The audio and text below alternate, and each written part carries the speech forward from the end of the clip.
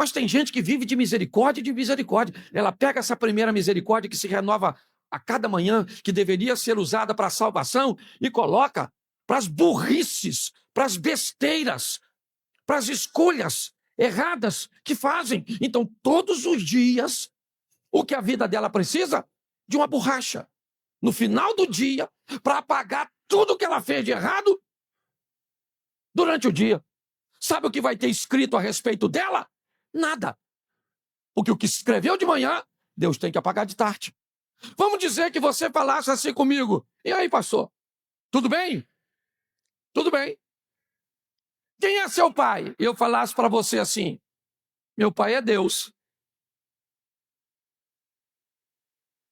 O que iria parecer a você essa frase? Tenta imaginar agora. Iniciamos uma conversa, aliás, nos conhecemos pouco, e você vira para alguém e diz assim: pô, quem é seu pai? E aí a pessoa diz para você: cara, meu pai é Deus, o Todo-Poderoso. Meu pai é Deus. O que você pensaria a respeito dessa pessoa? Pare e pense. Tente aí. O que será que esse cara está querendo dizer? Meu pai é Deus. Deus é pai de todo? Sim ou não? Não. Não. Deus não é pai de todo mundo. Porque está assim de gente que não se sente filho. Está assim de gente que não se comporta como filho. Uma das coisas que faz com que um filho seja reconhecido é a similaridade que ele tem com o pai. Então Deus está dizendo: filho meu, nunca esqueça quem é seu pai. Você está com dinheiro? Seu pai é Deus. Você está sem dinheiro? Teu pai é Deus. Você está doente? Teu pai é Deus. Você está são? Teu pai é Deus. Você está cheio de gente do seu lado? Teu pai é Deus. Você não tem ninguém. Acaba o culto, você vai embora sozinho. Ele ainda é seu pai. Quando você reconhece quem é seu pai, seja franco. Parece que você ficou meio soberbo. Tá falando que seu pai é Deus? Por quê? Não estou falando porque eu me sinto filho dele. E eu me sinto filho dele em qualquer situação. Você acha que isso é simples, né? Vamos lá. João está no Jordão, Jesus vem ao batismo. Quando Jesus é batizado, uma voz fala com quem? Duas pessoas precisam ouvir isso claramente. O indivíduo que está preparando o caminho, esse alguém quem era? João Batista. E o outro que precisava ouvir isso? Quem? Jesus. Jesus não está num corpo humano? Sim ou não? Então ele vai enfrentar dificuldades humanas? Sim ou não? Então Deus, para o Jesus homem, diz o quê? Você é meu filho amado em quem eu tenho? Precisava falar isso para Jesus? Provavelmente não. Mas precisava deixar isso como um exemplo para mim e para você. Para quando você estiver passando uma dificuldade, quando você se sentir sozinha, quando a situação ficar feia, quando tudo parece estar errado, quando ninguém está do teu lado, quando a enfermidade chegou, certo? Quando a calamidade bateu à sua porta, você tem Deus como Pai. Você quer ver como é que isso é complicado? Jesus termina o batismo e vai para onde? Para o deserto, para ser. A tentação se inicia com a frase: se tu és... Bom, vamos voltar à frase anterior. Este é meu filho amado em quem eu tenho... Ponto. Afirmando. O diabo faz o quê? Troca a afirmação por uma interrogação. A certeza pela dúvida. Se tu és o... Como se eu sou? Porque se o diabo convencer você, como tentou convencer Jesus, de que você não é filho, de que Deus não é seu pai, você vai estar em sérios problemas. Então ele está dizendo, filho meu, se aceitarem as minhas palavras. Estranho, né? Quem está dizendo isso é Deus, sim ou não? Sim ou não? Isso. Nós estamos trazendo essa conotação. Se aceitar as minhas palavras. Se aceitar. Ou seja, você tem a possibilidade de recusar. Se você aceitar as minhas palavras, tá certo? Nem tudo aquilo que os nossos pais, nem tudo aquilo que as pessoas com muito mais experiência nos diz que se nós evitarmos, vamos evitar uma série de problemas, vamos evitar uma série de transtornos, nós nem sempre estamos dispostos a aceitar. Deus poderia nos obrigar, mas não é assim que funciona. Ele diz, meu filho, se você aceitar as minhas palavras e esconder contigo os meus mandamentos. Olha só. A palavra você aceita, os mandamentos você esconde. Os mandamentos, as minhas palavras e meus mandamentos. Primeira pessoa. Deus está dizendo, se você, certo, aceitar as minhas palavras e esconder os meus mandamentos, você só usa essa expressão esconder normalmente sobre duas situações. Você só esconde normalmente duas coisas. Para você esconder algo, uma, ele é muito valioso. Duas, ele é muito vergonhoso.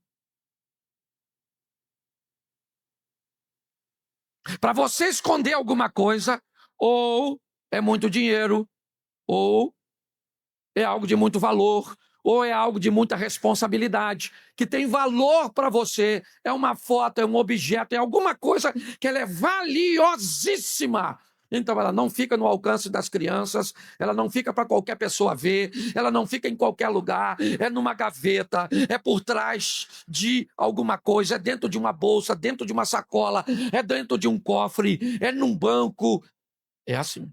Ou então ela é escondida por uma senha do celular, por uma caixa, certo? Onde as pessoas não podem acessar.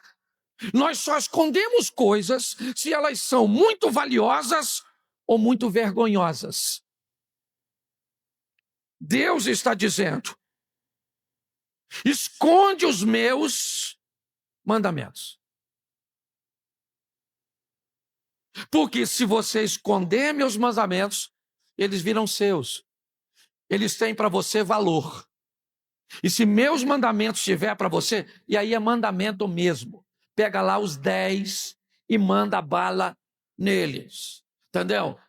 Amai a Deus sobre todas as coisas, amai o próximo como a ti mesmo, honra o teu pai e a tua mãe, não cobice nada do próximo, não mate, não roube. É isso aí mesmo.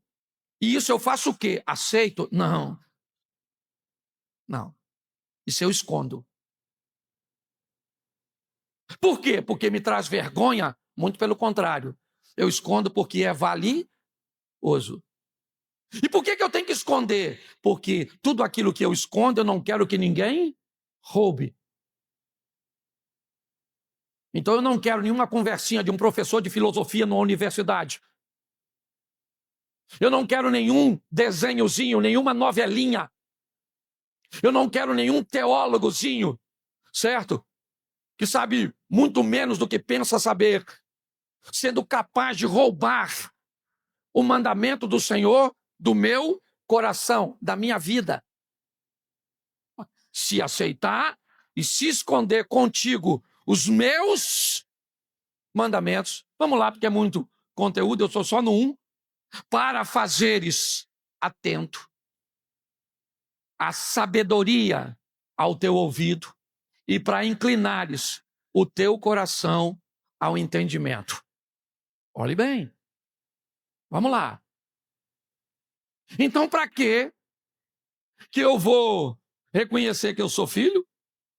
Então, eu sei quem é que está falando comigo, meu pai.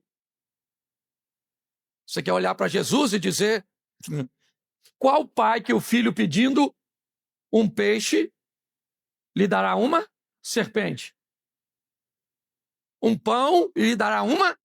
Então, Jesus, né, Deus está dizendo, o pai está dizendo aos filhos, olha só, se você aceitar minhas palavras, o que não é fácil de aceitar, não é fácil aceitar não, porque muitas coisas que o pai fala, nós não estamos a fim de obedecer, nós não estamos a fim de aceitar, parece que são limites, certo? Que não vão trazer nenhum prejuízo para nós, foi assim desde o início, se esconder o mandamento no coração,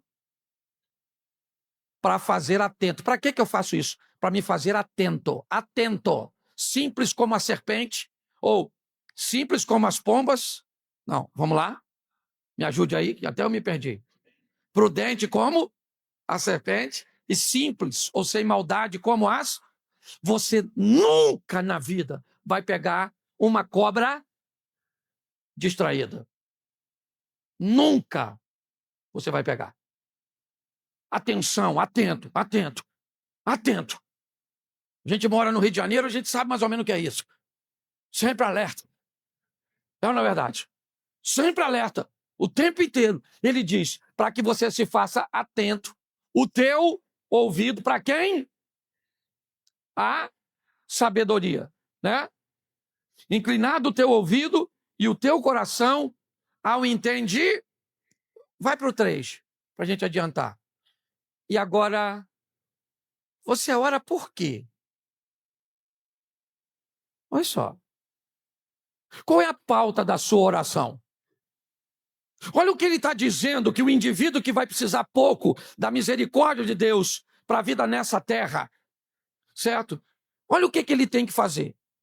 Ele tem que aceitar, esconder os mandamentos, estar atento à sabedoria e o entendimento, e suas orações não é para carro, não é para casa, não, é para entendimento.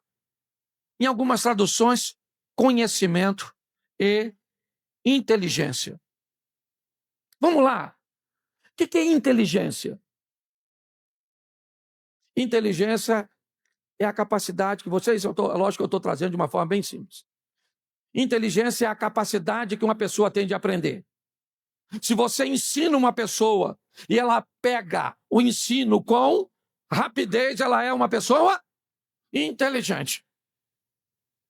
Se ela tem conhecimento de muitas coisas, ela é considerada uma pessoa culta. O que é cultura? Cultura é a quantidade de informação que uma pessoa tem. Note que a Bíblia está dizendo, olha só, eu vou precisar de reconhecer que sou filho, de aceitar as palavras, de esconder os mandamentos e de estar atento à sabedoria. E sabe o que é interessante? Tem um ditado que diz que a sabedoria está onde? Nas praças. Sabe onde está a sabedoria? Nos 54 anos de casado. Quem vive perto deles, provavelmente, deveria se sentir muito habilitado a se casar para ter um casamento longo. Bom, mas a minha área não é essa, não é casamento, eu sou solteiro, eu estou em busca de formação. Então tá bom. A sabedoria está exposta. Porque enquanto inteligência é a capacidade de aprender, cultura é a quantidade de informação que eu tenho, sabedoria é como eu utilizo toda essa cultura que adquiri com inteligência para tornar a minha vida mais agradável. Por isso que o sábio tem uma boa vida e o tolo tem uma vida ruim. Por isso que o sábio sabe que não leva nada daqui e o tolo pensa que quanto mais tiver aqui, mais importante que os outros ele é. E sabe onde está isso? Na oração. Se você clamar para ter entendimento, por inteligência, você clamar a sua voz, eu não quero clamar a voz por inteligência, eu não quero clamar a voz por conhecimento, eu não quero parar para ouvir os mais velhos, eu não quero parar para olhar e ver, certo, o que os outros. Não! Eu não quero ler um livro de um cara experiente. O cara levou 50 anos para escrever um livro. E você pode pegar a experiência que o cara levou 50 anos e pegar tudo em uma semana e as pessoas não leem nada. Pare e pense. E o clamor, não estou dizendo que nós não temos que acionar o Senhor, não. Para a misericórdia dele vir corrigir, porque de vez em quando a gente faz besteira. Mas tem gente que vive de misericórdia e de misericórdia. Ela pega essa primeira misericórdia que se renova a cada manhã, que deveria ser usada para a salvação, e coloca para as burrices, para as besteiras, para as escolhas erradas que fazem. Então, todos os dias, o que a vida dela precisa? De uma borracha. No final do dia, para apagar tudo que ela fez de errado durante o dia. Sabe o que vai ter escrito a respeito dela? Nada. Porque o que escreveu de manhã, Deus tem que apagar de tarde. É assim que funciona. Então ele está dizendo, se você clamardes por entendimento e por inteligência, alçar a sua voz, verso 4. Aí, como a prata a buscares, e como tesouros escondidos a procurardes. Como é que você procura um tesouro escondido? Ô, gente! Ó! Tinha um tesouro lá na subida da serra. Vão! É assim que você procura? Como é que você faz? Aí, gente. Valeu. Tô indo. Vai não, tá cedo. Não, não, tem que ir, tem que ir, tem que ir.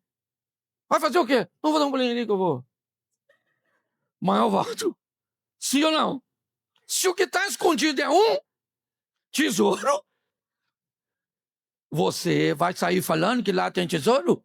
Não. Mas, pastor, isso não é egoísmo. Fica tranquilo, porque lá tem tesouro para todo mundo. Você só tem que achar o lugar que ele está. Entendeu? Você não pode pegar meu tesouro, eu não posso pegar o seu. Você é que pode não ir buscar e ter uma vida medíocre. Uma vida dolorosa. Certo? Ele está dizendo como a prata a buscares. Certo? E como tesouros escondidos a procurardes. O último versículo. Então, você vai entender o quê? O que você vai entender? O temor do e acharás. Deixa eu falar uma coisa para você. O cara que encontra aquilo ali, ele vai bem em todas as áreas da sua vida.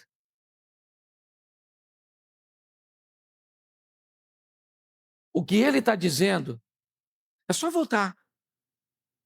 Volta o texto para mim, por favor, que eu estou terminando. Ainda tem 20 minutos. Volta no verso 1 para me fazer um.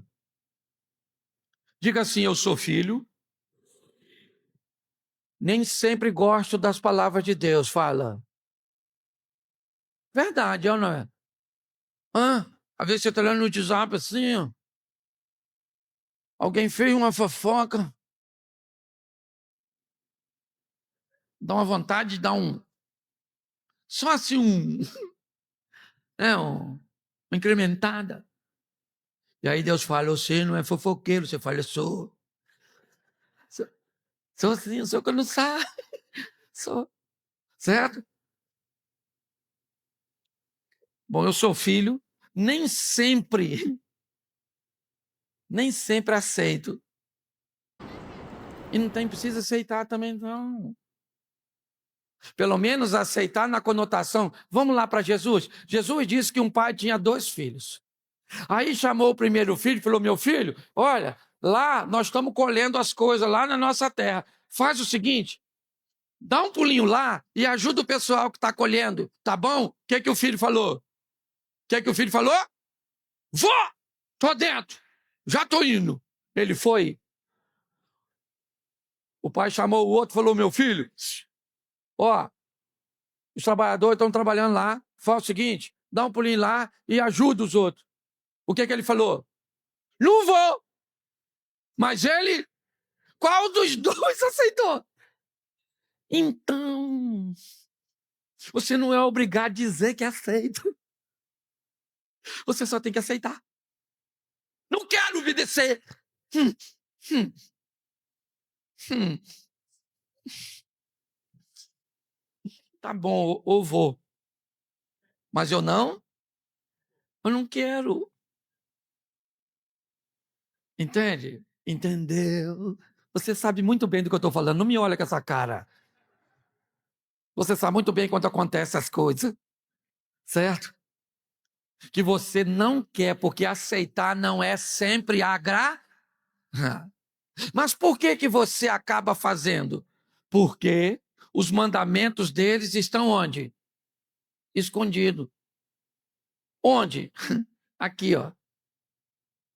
É ou não é? Dá vontade de você não obedecer, aí quem vem? Os mandamentos, olha. Aí você começa a colocar: não matarás, honra o teu pai e tua mãe. Note que honrar pai e mãe é tão difícil que tem que ter até promessa. A Bíblia instrui tudo certinho, ó, tá lá, ó. Satanás e a mulher, olha o que a Bíblia diz. Resistir o diabo e fugir da mulher. Olha o que a Bíblia está dizendo. Pensa num bicho perigoso. Mulher, é ou não é verdade? É mais perigoso que o diabo. As mulheres estão rindo dela mesmo, legal. Foi só para... Você consegue entender? Tá lá, ó. Esconde contigo, tá escondido. Por que eu obedeço? Porque tem algo que está dentro de mim. Às vezes eu nem estou afim de obedecer. Mas eu obedeço porque está dentro de mim, Deus colocou. E Deus vai ser honrado por aquilo que está dentro de mim, porque está escondido, ninguém está vendo. Não é se você está afim ou não. É se Deus está escondido dentro de você na palavra dele. Essa palavra dele está lá dentro. Sua mulher não está, seu pastor não está, seu patrão não está, seu pai não está, não tem ninguém lá. Quem tem é Deus, porque ele é seu pai.